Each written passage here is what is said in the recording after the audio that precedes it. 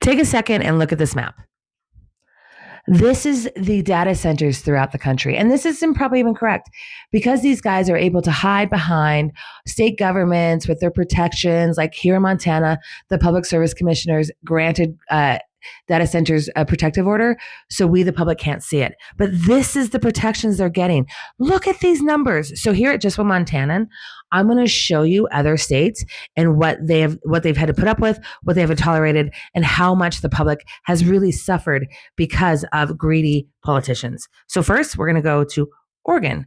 Oregon, 137 data centers, 137. Okay, so this is one of the first articles I read. This is from the Rolling Stones, and it's Oregon's data center boom is supercharging a water crisis. When I say water crisis, holy mother, is it ever. So this article right here, I'm just going to kind of give you the highlights because it is a very, very long one. I do encourage you to go and look this article up. You're going to find it on that searchy bar, and you're going to put in the name of the magazine.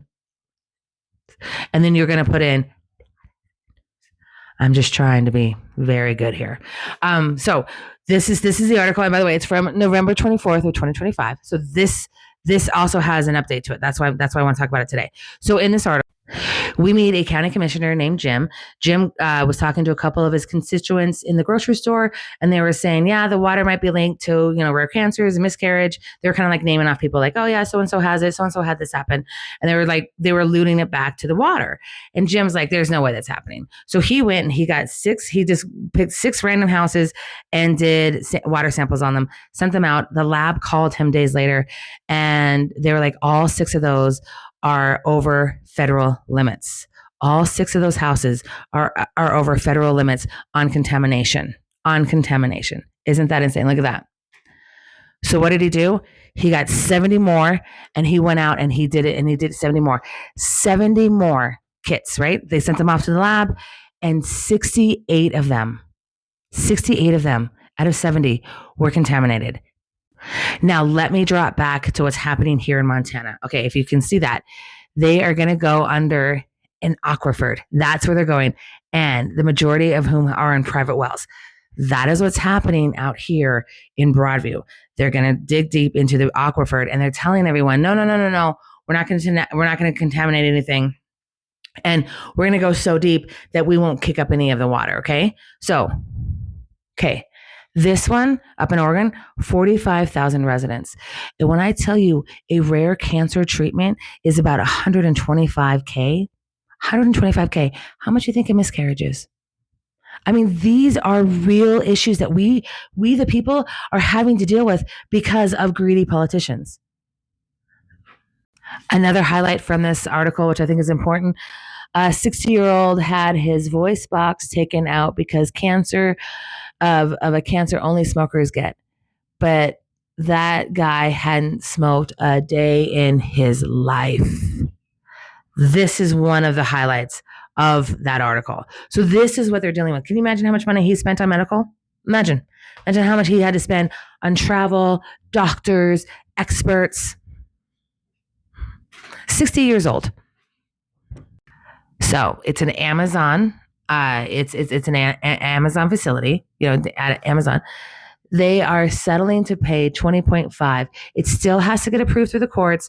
But here's the thing: there were 6 people that 6 plaintiffs that filed the suit. They'll get $5,000 each. Let's go back to the guy who lost his voice box. Do you think $5,000 would even cover, any of his doctor bills, especially if he had to have surgery? Do you think $5,000 would cover the rare cancers that people are seeing with data centers in their area? And just so you guys, I'm going to show you the highlights too. Oh, by the way, when they say that they don't use this is what's really scary. Let me take this back to Montana. When they are saying we use closed loop system, they're so full of shit. Tens of millions of gallons of water used to cool server equipment. That is what an AI data center is. They take our water from our aquifers, from our drinking waters, and they put it on their servers, and then we can never touch it again. I just wanted to point that out because I always wanted to come back. There is no such thing as a closed loop system. No. Okay, and so for Amazon, and remember, these are the guys that are going to come into our area too. And let me bring it back to Montana. So you've got John Cheshire, that's Cheshire like a cat. John Cheshire, who's the CEO of Quantica, back in September of 25, he was like, here's what it's going to look like. It's going to be up to 20 buildings. It's going to be 200 to 300,000 square feet each building. But now he's saying, well, it depends on the customer. It depends on the customer. Well, hope we don't get Amazon because, like, look at them. They settled. Okay, so they were also named with a couple other like planet or other like people in this lawsuit, right? They're the first one to settle because they can show through. And by the way, they've been taking water samples from this basin since 1991, and they can show that when Amazon came in and Amazon started up, that it contaminated the water faster and quicker. And this is what Amazon says: denies each and every one of the allegations of wrongful conduct and damages by the plaintiffs. Are you fucking kidding me? Are you kidding me? And then each person's going to get 5,000. This is something we don't need here in the state of Montana. This is a hell to the no for the state of Montana. And by the way, just when Montana was able to get a sponsor for a 4-year moratorium bill, in that time, we can avoid this. Because here's the thing. As a state, we don't have the money. We don't have the money to go up against these guys. They have all the money. We have none. But we have some crooked politicians that wanted to get a quick buck and wanted to help out their industry. Huh, Daniel? Allegedly, just to cover my ass. But Montana, this is something we can avoid. I'm going to also show you another chart. Okay, so this is the data center built in the last 20 years. Look at that shit. Look at that shit. Remember who was sitting front row at the inauguration of Donald Trump? The tech bros. So there you go. And by the way, I forgot about this, but at Laurel, Montana, they shoved down a power plant. Northwestern Energy did. And I was like, holy shit. And they did that like in 23 and 24. So I'm like, yeah, now it makes sense. Ding, ding, ding. We've got to put people above corporations. We can avoid all of this mess. 4-year moratorium. I'm looking for co-sponsors. I'm looking for the heroes in our state reps and our state senators that are going to sign on to this 4-year moratorium bill. Just one Montanan, speaking to just one Montanan. I hope this helps.